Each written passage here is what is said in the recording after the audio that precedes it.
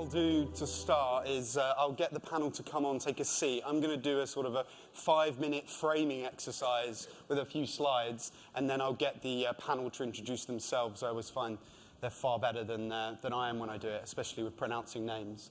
Saves me some embarrassment. So I won't keep you too long, but what I want to try and do is to put some framing around what we mean when we say AI plus blockchain. And actually, we at Outlier, we sort of do IoT plus blockchain plus AI. So buzzword salad, but I actually want to try and show and frame why that is a real thing and will become a real thing. So for context, there's 5 slides, and it just sort of tries to explain a little bit why we believe at Outlier that this is a really powerful combination and why we invest in businesses that are finding little niche areas of convergence and building decentralized protocols around those. So I actually watched, I don't know if anyone's seen it yet, on Netflix. I wasted a lot of my weekend watching it. It's called Staircase.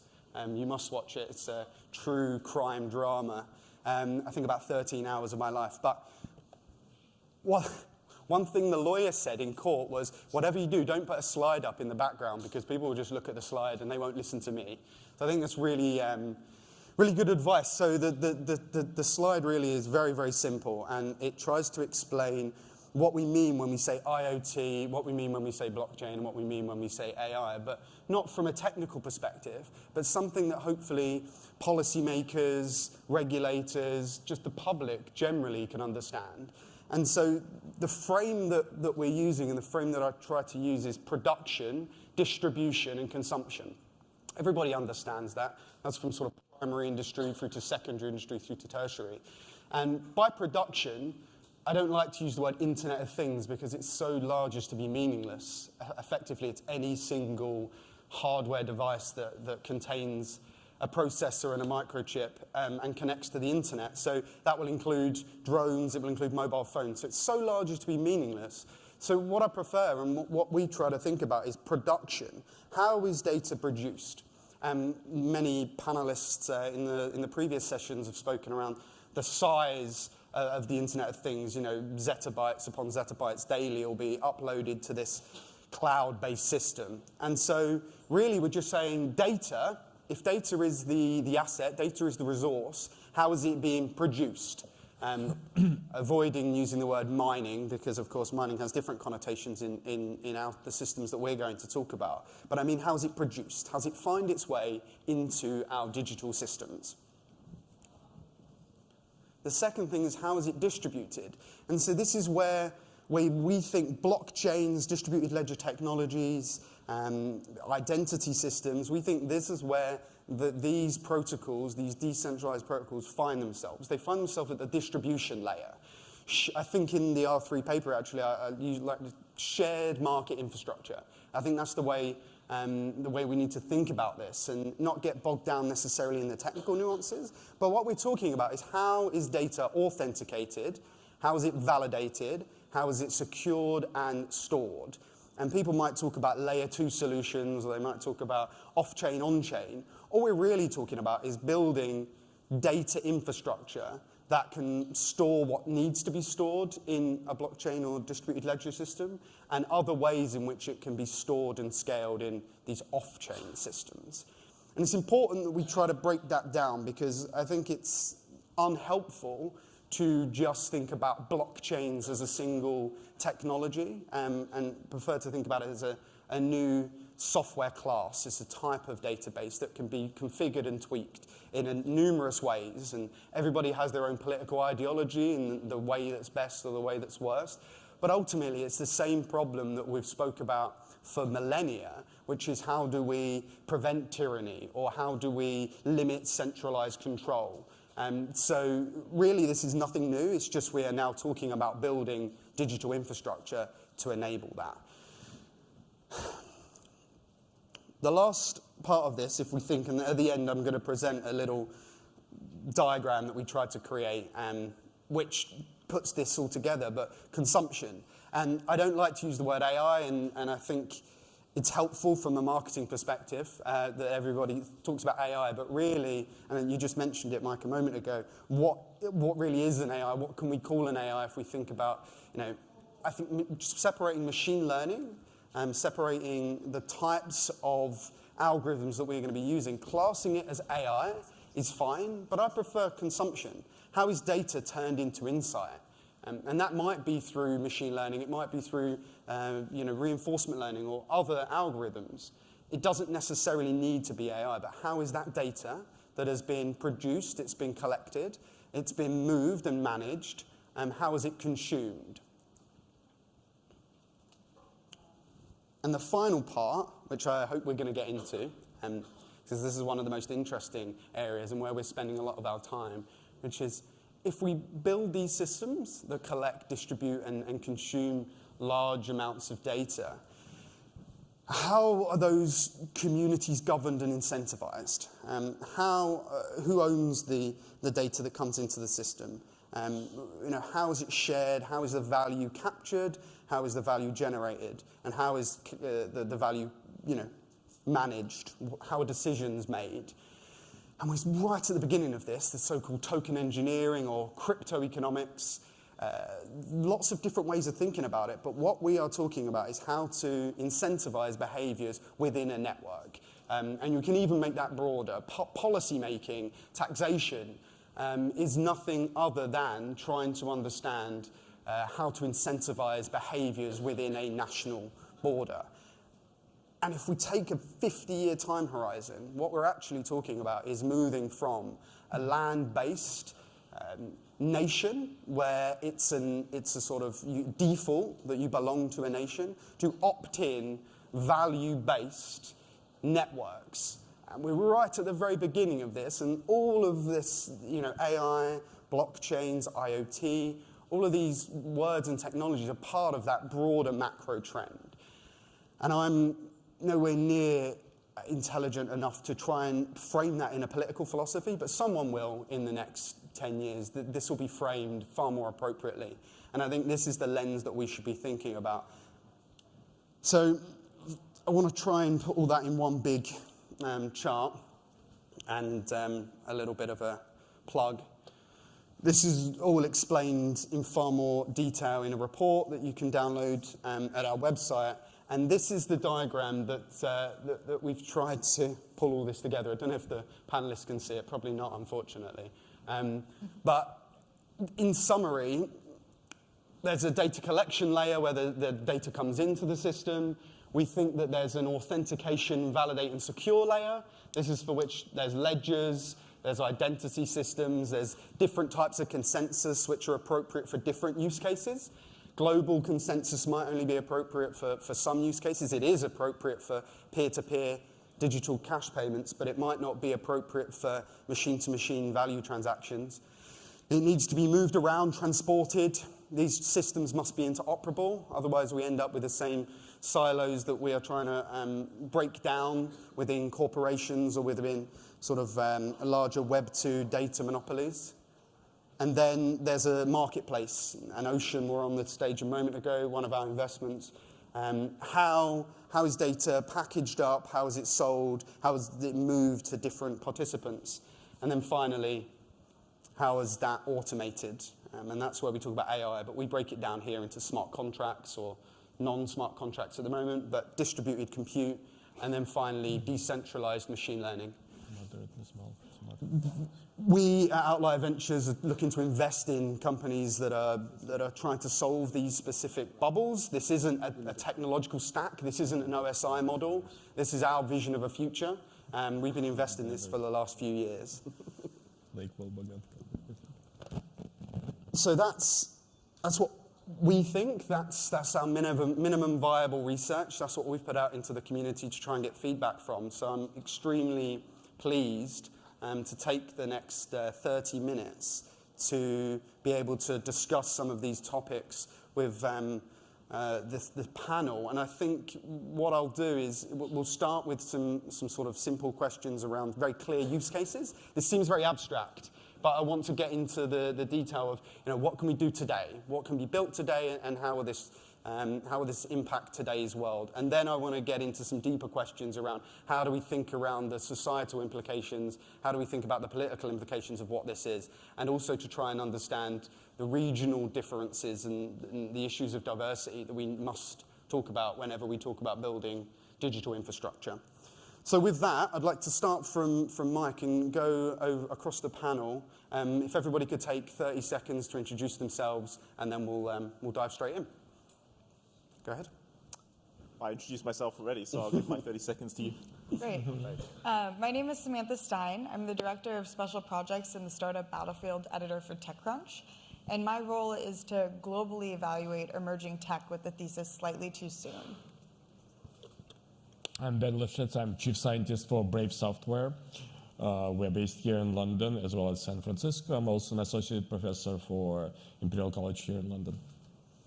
I'm Joshua Gans. I'm a professor and economist at the University of Toronto. I'm also chief economist of the Creative Destruction Lab, which next year is launching a blockchain AI stream to train, fund, and launch 25 startups in the blockchain AI space. Oof.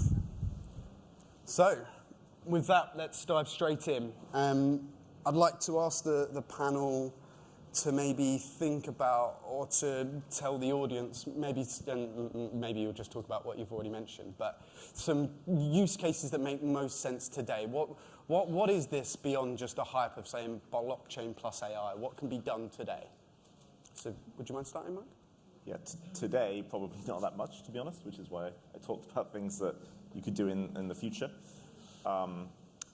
Today, like a lot of the blockchain platforms that are out there are still getting to the point where they can work reliably for human-driven use cases and things without AI being involved at all.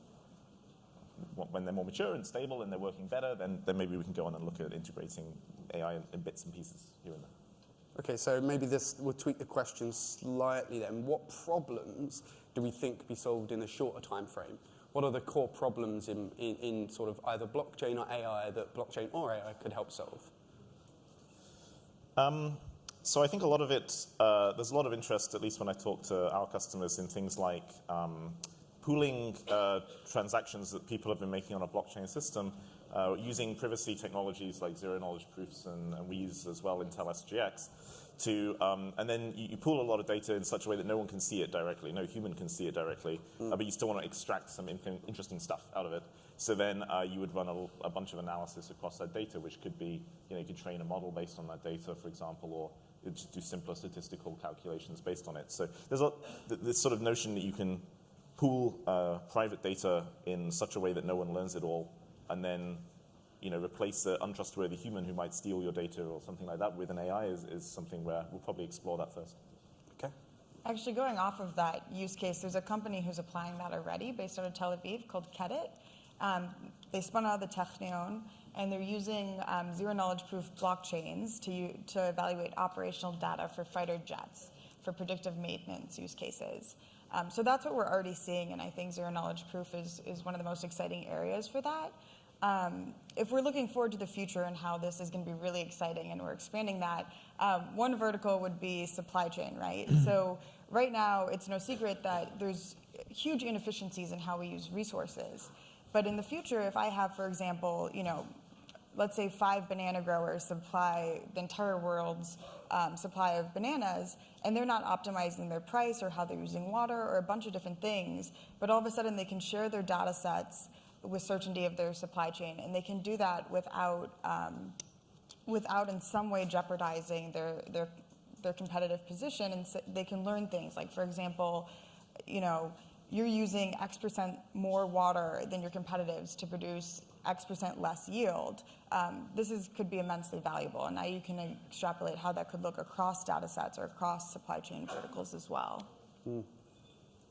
So I think what we've seen in the last 5 years, maybe 10 years, from the likes of Google, Facebook, Amazon, and so forth, is the success of centralized ML, right? So you collect lots of data, you siphon it from your users, you put it in giant data silos, you build data centers around that, you crunch the numbers, and then wonderful models come out. And we know how to debug these models, we know how to improve the accuracy over time, we know how to deploy them. That's all I would argue, pretty well known by now. Now, what we don't know how to do are two other things, which is one is what we're trying to do at Brave largely these days, that is to say, client-side machine learning. And so reinforcement learning comes into that, and there are other techniques as well. But of course, there are limitations to that model if you only keep your own data private to yourself, which is one of our principles. The problem is that the quality of these models is oftentimes limited. What I think, looking 5 years into the future, what is exciting, and I have a point here as well, which is that if you learn how to do decentralized ML, then the integrity, the trust that comes from data storage that can be done on a blockchain is really quite important. And so that's where I see, an important and juicy outcome, if you will, figuring out how to do large-scale decentralized ML with quality, with the model quality that rivals that of centralized learning, where the data is committed to blockchain. That is really what's quite exciting. Not to dismiss what you said about this, Jax, at all, by the way. We are very partial to that also. Joshua? So the way I try and analyze any sort of breakthrough technology is by considering what it reduces the cost of. Yesterday I talked about how AI primarily reduces the cost of prediction. With regard to the blockchain, if we want to make that even more boring than it sounds with blockchain, I would tell you it was reducing the cost of verification. Basically, the breakthrough is that you are able to timestamp a particular piece of generated data, and you can now have it verified. And the benefit of decentralization is that when you have a centralized ledger, you can't trust the central actor who may alter that ledger for their own purposes. With regard to the blockchain, of course, if it's done in an open, decentralized way, you resolve that problem. Now, the where that has some applications is where we already have a lack of centralized authority and we have some peer-to-peer data flows. So in Toronto at the Creative Destruction Lab, we have a company called HealthChain, and what HealthChain does is it takes a peer-to-peer data flow industry, that is prescriptions of medicines by doctors, that is basically peer-to-peer because the doctor has a pad or a authentication and is sent to some pharmacy or drugstore. And it takes that information and it puts it on the blockchain. So that's where it will get recorded. Now, that doesn't change anything immediately except for a bit more convenience to consumers who can now turn up at drugstore B rather than drugstore A and still have the same level of service. But ultimately, you start collecting and verifying a set of data that can cover things like opioid use, that can cover things by are people actually taking the medicines that have been prescribed to them, and things like that. And ultimately, a layer of data that doesn't identify anyone that allows you to therefore run AI and AI processes off the medical records that way. So that would be the sort of long-term vision.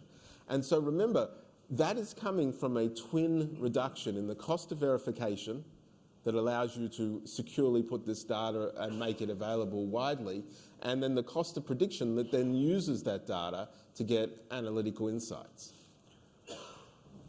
Excellent. And I think what would be really good to get your thoughts on, Joshua, after this, thinking more about the lab that you're building and your sort of focus on disruption, is lots of people, lots of startups that we speak with and lots of people in the community feel, or tangibly feel, that what we're creating here is in some sense disruptive, some sense that we're going to be able to break down the data monopolies that have been built up, and Google being one, but Facebook being another, and Twitter and others. And I'd like to kind of get the panel's views on that disruption comes from many different places, and I wonder, do people think that this combination truly is disruptive and is an existential threat to Google or Facebook, or that it's a little bit more hype than it should be? And I'd like to ask that question first to you, Samantha, I guess, considering you go around the world speaking to startups. Yeah, so if you could be paid for your data and for other people using it, instead of simply using that service for free, you of course would choose that, right? Because the cost that you would end up paying for using a service versus how they're monetizing off of your data, it would be a greater win for you. The convergence of AI and blockchain will take us there. First, it'll be through self-sovereign IDs, and some of those may be built into browser extensions that allow us to collect data about our interests and the algorithms that people are already collecting on us. But instead of them being able to have the power to monetize it, we'll have the decision-making power. Do I want to show this data and monetize it? And then even a layer on top of that of, what is the benefit to me for all the different brokers who may be trying to buy my data? And I think we have someone on stage who might be working on that as well. Yeah, absolutely, yeah. That's a longer-term vision of our model, certainly. And when do you think that will be realized? Just talking about, is this truly disruptive? I mean, that would be extraordinarily disruptive. Is that going to disrupt in the next year, 2 years, 5 years, 10 years?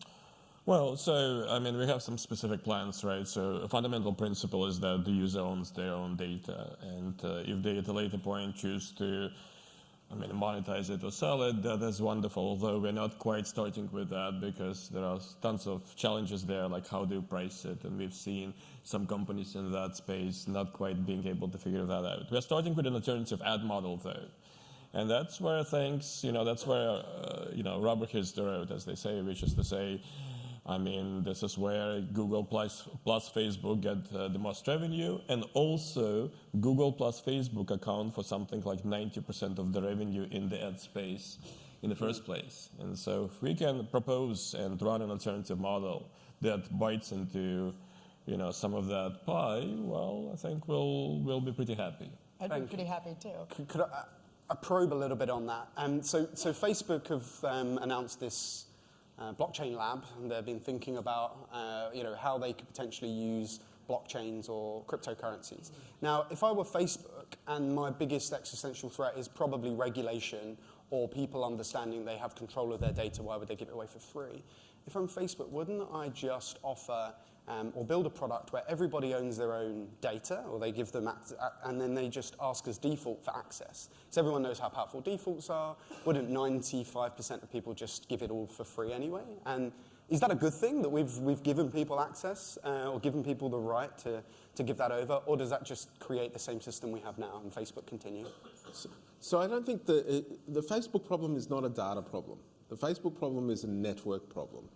It's because they have a network and people join it because other people are on it that makes it hard for other people to come in with, say, if you want to have a no Russian ads book, you can't come in and compete for consumers because you have to bring them across as an entire friends group or something like that. I'm actually speaking about this tomorrow in Washington, D.C. The solution to that, and it's very compatible with the blockchain, is to actually have identity portability. What you want to be able to do is you want to be able to say, okay, I can receive and send messages on Facebook, and that's essentially all you do. If I move to another network, I'd like to be able to do the same thing. We had it with telecommunications. When new telecommunications companies came out and wanted to compete with BT or whatever, you would have network interoperability so that you could make a call and you don't know which network they're on, and it doesn't matter. You could have the same for Facebook, and with it, the data flows to whoever's providing the best service. They will capture more of the data and the positions. But it's really the identity that you want to transfer, and that identity can be the thing that is keyed in and linked to your data on some sort of blockchain. To your question, what should Facebook do? Well, this is an opportunity for Facebook to get ahead of it. It's got the market position now.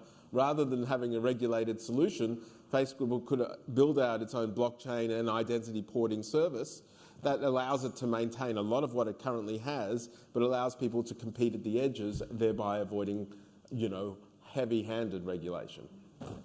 Right, can I ask you a direct question then around that, around identity, I guess?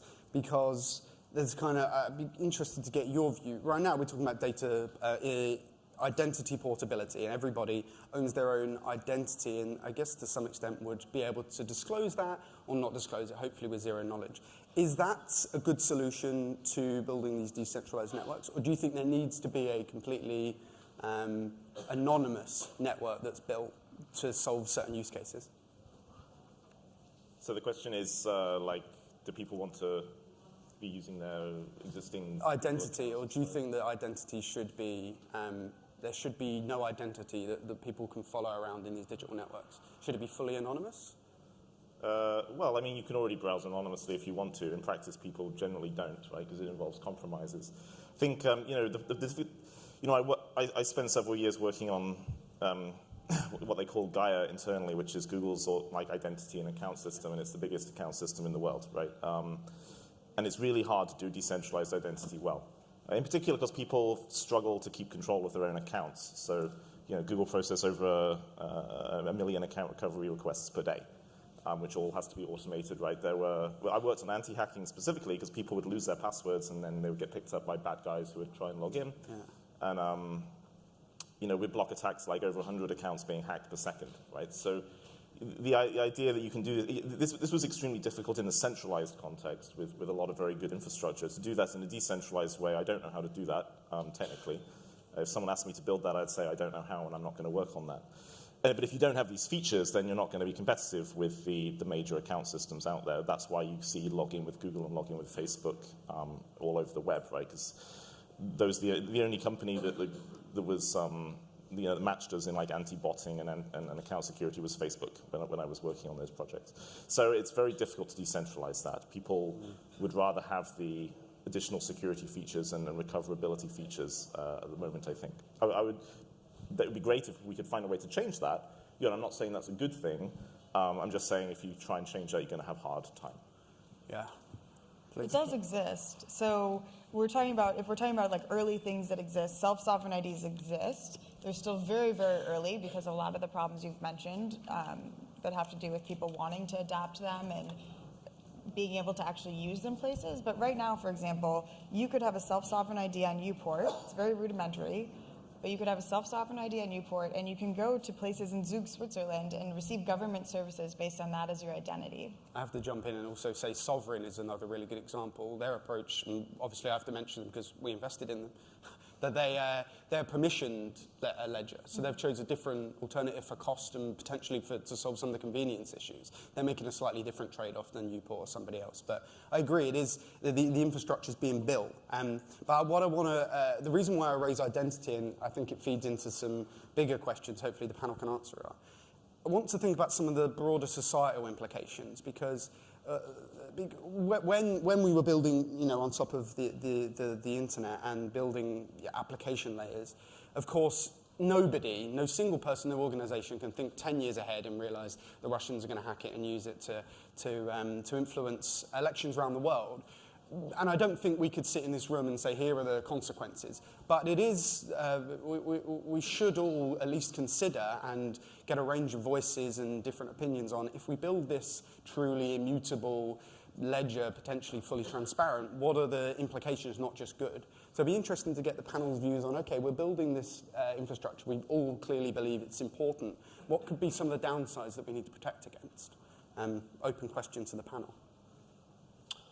I mean, I would argue that we by now largely have data portability, in part because of GDPR, right? Just 2 weeks ago it came into effect. So we now more or less have data portability. Just that you can download pretty much all of your data from Facebook going back, I think, a few years. I don't remember how many.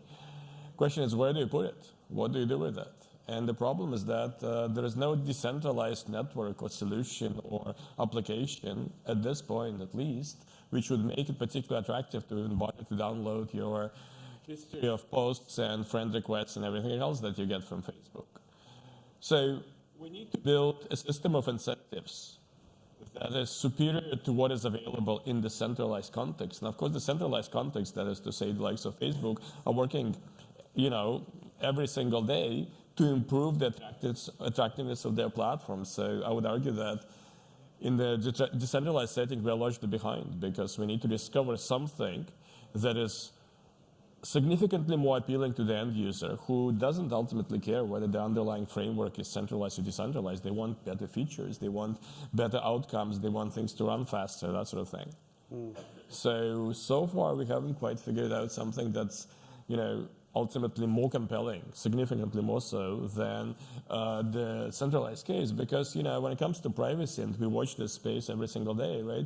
I mean, there's a way to figure out a system of incentives to get people to give up their data. You just kind of increase the attractiveness of the offering over time, and people are happy to kind of open up the gates gradually, right? So, and in the decentralized setting, we haven't quite seen something that is clearly a win. Joshua? So I don't think we have an issue of trying to incentivize people to give up their data. The evidence is that you'd sell out your friends for a slice of pizza. It's fairly compelling.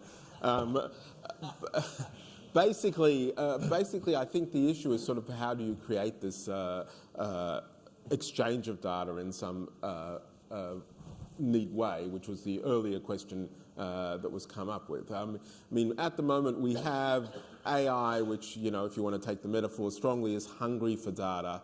The more diverse sources that you can combine, the more insights and creativity you might be able to get from that data.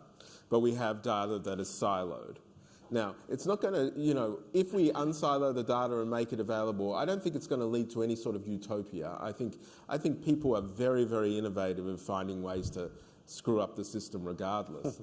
But what it would do is it would lower the frictions to a lot of the developments that might be occurring, and so lead to both business and consumer value in a lot of different areas. So, in other words, I sort of want to, the blockchain is I know it has its roots in, a societal revolution, but it's way, way too early to sort of, this is going to change the world in terms of our political actions and inequality and all the other issues that are going on. What it is it's just a thing that allows us a reduction in a friction. And that can be very powerful. I mean, we got, smartphones essentially have been a big friction-destroying engine for the past 10 years. And we know what that has allowed to be developed, things anticipated and unanticipated.